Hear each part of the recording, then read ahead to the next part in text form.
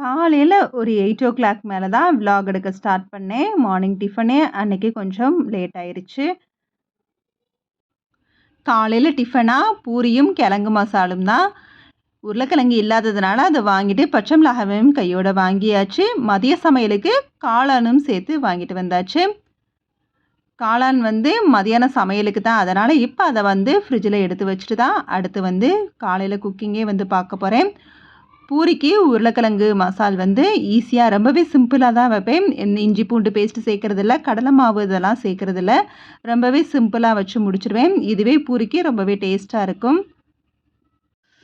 இப்பல்லாம் அடிக்கிற வெயிலுக்கு கிச்சனுக்குள்ள நிக்கவே முடியல. அந்த அளவுக்கு ஸ்வெட் ஆகுது. வேற வழி இல்லையே, சாப்பிட்டு தானே ஆகணும். லீவும் விட்டாச்சு. ஸோ அப்பப்போ வந்து சூடா வந்து செஞ்சு சாப்பிட்ற மாரி தான் இருக்குது. எப்பவுமே காலையிலேயே வந்து சமையலை வந்து ஒர்க்கிங் டேஸில் முடிக்கிற மாதிரி முடிக்கணும் அப்படின்னு நினச்சா கூட கொஞ்சம் லேட்டாக எழுந்திரிக்கிறதுனால மார்னிங் டிஃபன் முடிச்சுட்டு மார்னிங் சமையல் கிச்சன் கிளீனிங்கெல்லாம் முடிச்சதுக்கு அப்புறமா தான் மதிய சமையலே செய்கிற மாதிரி இருக்குது. எப்படியாவது மார்னிங்கே வந்து ஆஃப்டர்நூன் லஞ்சையும் சேர்த்து ப்ரிப்பேர் பண்ணணும்னு தான் நினச்சிட்ருக்கிறேன். அந்த அளவுக்கு வெயிலோட தாக்கம் அதிகமாகவே தான் இருக்குது. கிச்சனுக்குள்ளே கொஞ்ச நேரம் கூட நிற்கவே முடியலை. ஸோ வந்து சமையல் செஞ்சிட்ருக்கப்பயே இடையில வந்து ஒவ்வொரு வேலையும் முடிச்சுட்டு நான் போய் வெளியில் வந்து ஃபேனை போட்டு காற்று வாங்கிட்டு தான் வர மாதிரி இருக்குது. ஏன்னா நம்ம தலைலாம் ரொம்ப ஸ்வெட் ஆயிடுது. ஸோ ஸ்வெட்டாக விடாமல் இருக்கணும். ஏன்னா ஸ்வெட்டாக நம்மளுக்கு வந்து கொஞ்சம் தலைவலி வந்து வந்துருங்கிறதுக்காக இந்த மாதிரி நம்ம பண்ணிக்கிறது ரொம்பவே நல்லது. சில நேரம் வந்து ஃபேனை வந்து டேபிள் ஃபேனை வந்து கிச்சனில் வச்சுட்டு தான் பாத்திரம் கழுவுற மாதிரியே இருக்குது. அந்தளவுக்கு வந்து ரொம்பவே வேர்க்குது.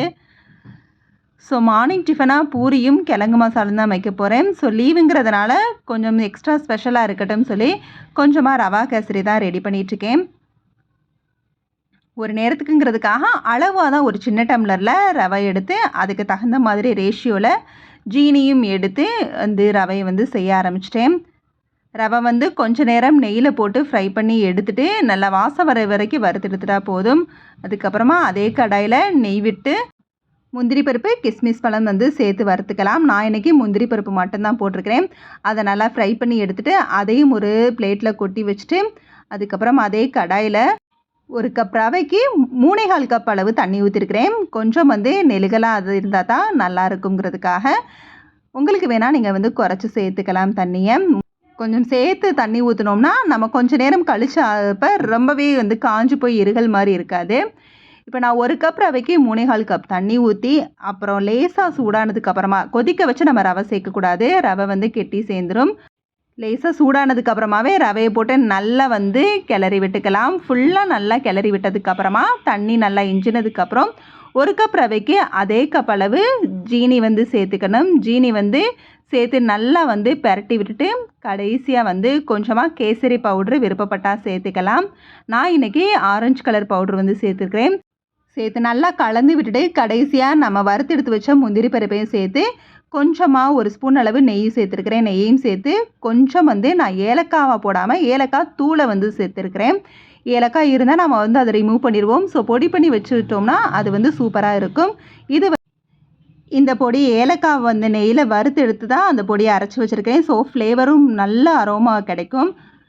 இப்போ கேசரி வந்து ரெடி பண்ணதுக்கப்புறமா பூரிக்கு இந்த மாதிரி நான் எப்போவுமே வந்து மொத்தமாக வந்து தேய்ச்சி வச்சுருவேன். இது வந்து எல்லாருமே சேர்ந்து உட்காந்து சாப்பிட்றதுக்கு ஈஸியாக இருக்கும். இந்த மாதிரி தேய்ச்சி போட்டுட்டோம்னா ஒவ்வொருத்தங்களாக வச்சு கொஞ்சம் கொஞ்சமாக தேய்ச்சோம்னா எல்லாராலையும் அது சேர்ந்து உட்காந்து சாப்பிட முடியாது. ஸோ பூரியும் சுட சுட போட்டாச்சு. பூரி கிழங்கு மசாலோட கொஞ்சமாக கேசரியும் வச்சு அன்றைக்கி காலையில் டின்னரை ரொம்பவே ஸ்பெஷலாக வந்து முடிச்சாச்சு. லீவுனா நம்மளுக்கு கொஞ்சம் வேலை எக்ஸ்ட்ராவாக தான் நினைக்கிறோம். இருந்தாலும் என்ன செய்ய, அந்த நேரம் நம்ம கிச்சனுக்குள்ளேன்னு போயிட்டோம்னா ஏதாவது கொஞ்சம் ஸ்பெஷலாக செய்ய வேண்டியதாக இருக்குது. எரிச்சல் பட்டாலும் அந்த ஸ்வெட் ஆகிறது இருந்தாலும் வீட்டுக்காக குழந்தைங்களுக்காக அதாவது குடும்பத்துக்காக பண்ணுறப்ப நம்மளுக்கு அந்தளவுக்கு பெருசாக தெரியறதில்ல. ஸோ எக்ஸ்ட்ராவே கொஞ்சம் கிச்சனில் ஸ்பெண்ட் பண்ண தான் செய்ய வேண்டியது இருக்குது லீவாக இருந்தாலும் கூட. காலையில் கிச்சன் ஒர்க்கெல்லாம் முடித்ததுக்கப்புறமா ரேஷனில் வாங்கினா துவரம்பருப்பு இருந்துச்சு. எப்போவுமே பருப்பு எது வாங்கினாலும் வெயிலில் கொஞ்சம் நேரம் காய வச்சு எடுத்து ஸ்டோர் பண்ணிட்டோம்னா சீக்கிரமாக வண்டு பிடிக்காது. கொஞ்ச நேரம் அதை வெயிலில் வச்சுட்டு காளான் வந்து காலையில் இருந்துச்சு. இந்த 2 காளான் போதும். மஷ்ரூம் ஃப்ரை மாதிரி பெப்பர் ஃப்ரை மாதிரி வந்து பண்ணிடுவேன் ரொம்பவே சிம்பிளாக. மஷ்ரூம் க்ளீன் பண்ணுறதுமே ரொம்பவே ஈஸி தான். கொஞ்ச நேரம் அப்படியே மஷ்ரூமை வந்து தண்ணியில் உப்பும் மஞ்சளும் சேர்த்து ஒரு 2 நிமிஷம் போட்டு விட்டுட்டு அப்படியே வாஷ் பண்ணி எடுத்து திருப்பி ஒரு 2 டைம்ஸ் வாஷ் பண்ணி நல்லா வந்து தண்ணியை ட்ரைன் பண்ணி எடுத்து வச்சிட்டோம்னா கட் பண்ணிவிட்டு அப்படியே நம்ம வந்து குக்கிங்கில் ஆட் பண்ணிக்கலாம். நம்ம அதை தவிர்த்து கட் பண்ணிவிட்டு திருப்பி வந்து வாஷ் பண்ணி எடுக்கிறப்ப ரொம்பவே அது வந்து தண்ணியாக இருக்கிற மாதிரி இருக்கும். அதனால் எந்த ஒரு காய்கறிகளுமே நம்ம வந்து நல்லா வாஷ் பண்ணிவிட்டு அதுக்கப்புறம் தான் வந்து கட் பண்ணணும். ஸோ அந்த மெத்தடில் தான் நான் மஷ்ரூமையும் கட் பண்ணேன். மஷ்ரூம் வந்து குக்கிங்கில் வந்து மந்த்லி ட்வைஸ் ஆர் த்ரைஸ் வந்து முடிஞ்ச அளவுக்கு அப்படியாவது சேர்த்துக்கலாம். இது அடிக்கடி நம்ம சமையலில் சேர்த்துக்கிறது ரொம்பவே ஹெல்த்தி. இன்றைக்கி மதியம் லஞ்சுக்கு பாசிப்பருப்பு கடையல், ரசம், மஷ்ரூம் பெப்பர் ஃப்ரை, கொஞ்சமாக வெண்டைக்காய் பொரியல் தான் வச்சுருந்தேன். பாசிப்பருப்புக்கு வச்சு விட்டுட்டு மஷ்ரூமை வந்து கையோட கட் பண்ண ஆரம்பிச்சிட்டேன். மஷ்ரூம் கட் பண்ணி வச்சுட்டு பெரிய வெங்காயத்தையும் பொடிசாக சாப் பண்ணி வச்சுட்டு யூஸ்வலாக நம்ம வந்து காய் வதக்குற மாதிரி ஒரு கடாயில் ஆயில் ஊற்றி சோம்பு கருவேப்பிலை போட்டு தாளித்து பெரிய வெங்காயம் பொடிசாக கட் பண்ணதையும் சேர்த்து அதோட பச்சை மிளகாவும் சேர்த்து நல்லா வதக்கி விட்டுட்டு நம்ம கட் பண்ணி வச்ச மஷ்ரூமை அதில் சேர்த்து தேவையான அளவு உப்பு போட்டு நல்லா வதக்க விட்டுக்கலாம். வதங்குறப்ப நம்ம தண்ணி எதுவும் சேர்க்க வேணாம், மஷ்ரூமில் இருந்தே தண்ணி வெளியில் வரும். மஷ்ரூம் நல்லா வெந்ததுக்கப்புறமா கடைசியாக பெப்பர் வந்து கொஞ்சம் தூக்கலாக சேர்த்து வதக்கி விட்டுட்டு ஒரு 2 நிமிஷத்தில் ஸ்டவ்வை ஆஃப் பண்ணிட்டோம்னா அது ரொம்பவே டேஸ்ட்டாக இருக்கும். நம்ம நார்மலாக வந்து இயற்கை காளான் கிடைச்சா கூட இந்த மாதிரி இதே மெத்தடில் நம்ம செஞ்சு பார்த்தோம்னா அவ்வளோ டேஸ்ட்டாக இருக்கும். லீவ் விட்டாலே கிச்சனில் கொஞ்சம் ஒர்க் வந்து ஜாஸ்தியாகவே தான் இருக்கும். இப்போ ஹாலிடேங்கிறதுனால சமையல் கொஞ்சம் கிச்சனில் அதிகமாக இருந்தாலும் இதோட எக்ஸ்ட்ரா வந்து சில விஷயத்தை நான் வந்து லேர்ன் பண்ணிகிட்ருக்கிறேன். அதில் ஒன்று பெரிய விஷயம் என்ன அப்படின்னா, எனக்கு வந்து 2 வீலரோ இல்லை காரோ வந்து எதுவுமே ட்ரைவ் பண்ண தெரியாது. ஸோ ஃபஸ்ட்டு வந்து 2 வீலரை வந்து லேர்ன் பண்ணிக்கலாம் அப்படின்னு சொல்லி இப்போ வந்து ஈவினிங் டைம் வந்து 2 வீலர் வந்து பழகிட்டுருக்கிறேன். அதுக்கப்புறமா வந்து ஒரு 1 வீக் அப்புறம் 4 வீலர் வந்து ட்ரைவ் பண்ண வந்து ஸ்டார்ட் பண்ண போகிறேன். ஸோ பழகி வச்சுக்கிட்டது ரொம்பவே நல்லது. கொஞ்சம் நம்ம பயந்தோம்னா சில விஷயங்களை வந்து கற்றுக்கவே முடியாது. பயம் வந்து எந்த விஷயத்தை கற்றுக்கணும்னு நினைக்கிறோமோ அதுக்கு தடையாக வந்து தான் கண்டிப்பாக நிற்கும். அஃப்கோர்ஸ் நிறைய தடவை நான் வந்து இந்த மாதிரி கற்றுக்கணும்னு நினச்சிட்டு இருந்தேன். ஆனால் அதை வந்து கற்றுக்கணுங்கிற அந்த நினைக்கிறப்பெல்லாம் அந்த பயம் வந்து என்னை தடுத்துக்கிட்டே இருந்துச்சு. நம்ம வந்து ஓட்டி பழகிடுவோமா, கற்றுக்குவோமா அப்படின்னு சொல்லி நிறைய வந்து நான் வந்து என்னையே நானே வந்து பயத்தால் தடுத்துக்கிட்டே இருந்தேன். ஆனால் சில விஷயங்கள் நடக்கிறப்ப தான் சில விஷயங்களை வந்து கற்றுக்க முடியும் அப்படிங்கிற மாதிரி சந்தர்ப்பம் உருவாகிறப்ப நம்ம கண்டிப்பாக அந்த விஷயத்தை வந்து லேர்ன் பண்ணி தான் ஆகணும். எனக்கு அந்த மாதிரி தான் இவ்வளோ நாளாக வந்து 2 வீலர் வந்து 4 வீலர் வந்து பழகணும்னு நினைப்பேன். ஆனால் வந்து அந்த பயத்தால் நான் வந்து அப்படியே வந்து விட்டுட்டேன். ஆனால் அந்த மாதிரி கற்றுக்காமல் இருக்கிறது எவ்வளோ பெரிய முட்டாள்தனம்ங்கிறது சில விஷயங்கள் நடக்கிறப்ப தான் நம்மளுக்கு வந்து புரியும். அந்த மாதிரி எனக்கு ரீசெண்ட் டேஸில் வந்து நடந்துச்சு. ஐயோ, நம்ம இந்த விஷயத்தை லேர்ன் பண்ணியிருந்தோம்னா நம்மளுக்கு இந்த இது தேவையா அப்படிங்கிற மாதிரி எனக்கே என் மேலே கோவத்தை உண்டு பண்ணி இப்போ ஒரு வைராகியத்தோட அந்த விஷயத்தை வந்து கற்றுக்க ஆரம்பிச்சிட்டேன்.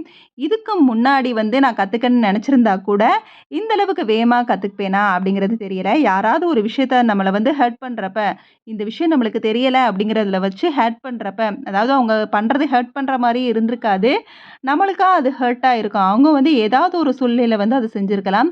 ஆனால் நம்மளுக்கு அந்த விஷயம் வந்து ஒரு ஹர்ட்டாக இருக்கும்.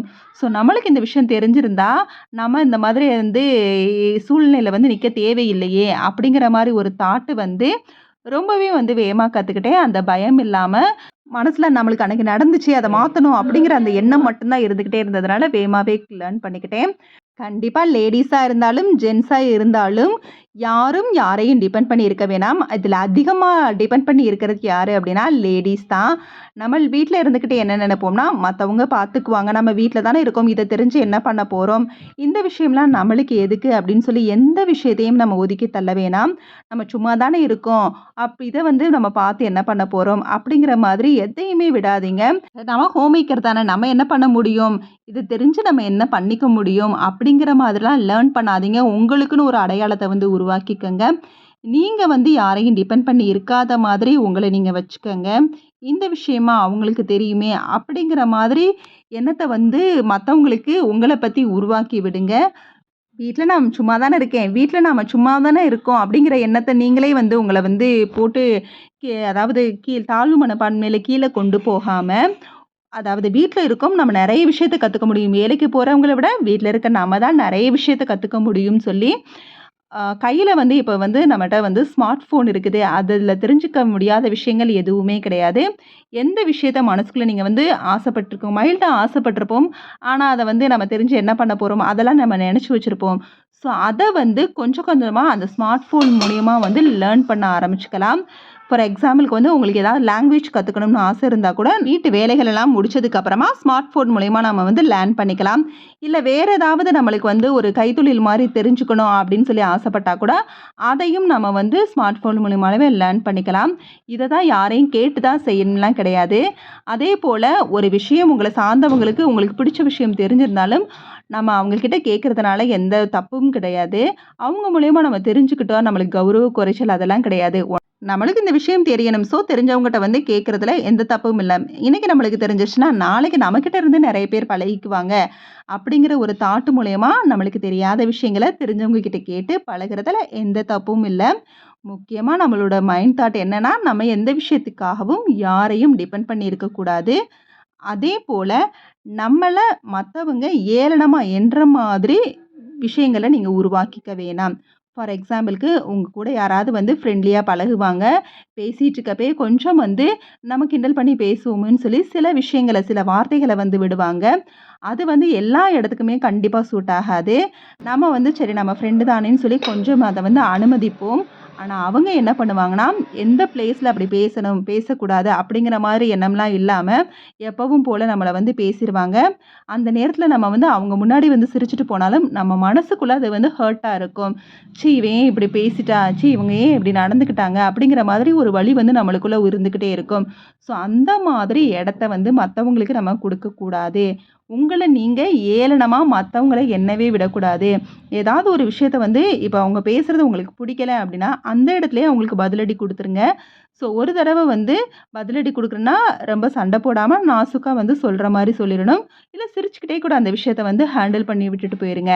அத விட்டுட்டு, "ச்சீ! இன்னைக்கு இப்படி பேசிட்டாங்க. என்ன பண்ண?" அப்படின்னு சொல்லி அந்த இடத்துல அவங்க வந்து சிரிச்சுட்டு போனோம்னா, அவங்களுக்கு அடுத்து நம்ம பேசுறதுக்கான வழிவகைகள உருவாக்கி விட்டுட்டோம்னு அர்த்தம். ஸோ, எந்த விஷயத்திலயும் உங்களோட செல்ஃப் ரெஸ்பெக்ட் சுயமரியாதைய நம்ம விட்டு குடுக்கவே கூடாது. அது மூலியமா நம்மள பத்தி அவங்க வந்து ஏளனமா தான் எண்ண ஆரம்பிப்பாங்க. அதாவது இவ தானே பேசினா ஒண்ணும் சொல்ல மாட்டா, அப்படிங்கிற மாதிரி எண்ணத்த வந்து அவங்களுக்கு குடுத்துறவே கூடாது. ஸோ, யாரையும் டிபெண்ட் பண்ணி இருக்கக்கூடாது. நம்மள பத்தி யாராவது ஏளனமா அதாவது எளக்காரமா கிண்டலா பேசி சிரிக்கிறதுக்கு அனுமதியும் குடுக்கக்கூடாது. ஸோ, உங்களோட செல்ஃப் ரெஸ்பெக்ட் உங்களுக்கு ரொம்ப முக்கியம். அதுக்கு நீங்க உங்கள யார்கிட்டயும் வந்து விட்டு குடுக்க கூடாது. இத வந்து நம்ம மைண்ட்ல வந்து வச்சுக்கணும். இங்க யாரும் யாருக்கும் சலைச்சவங்க கிடையாது. ஏதோ எனக்கு தோன்ற விஷயங்கள வந்து உங்ககிட்ட நான் ஷேர் பண்ணேன். இதோட இந்த வீடியோ முடியுது. இந்த வீடியோ பிடிச்சிருந்துச்சுன்னா லைக் பண்ணி, ஷேர் பண்ணி, கமெண்ட் பண்ணுங்க. மறக்காம நம்ம சேனல சப்ஸ்கிரைப் பண்ணுங்க. Okay, bye. தேங்க்ஸ் ஃபார் வாட்சிங்.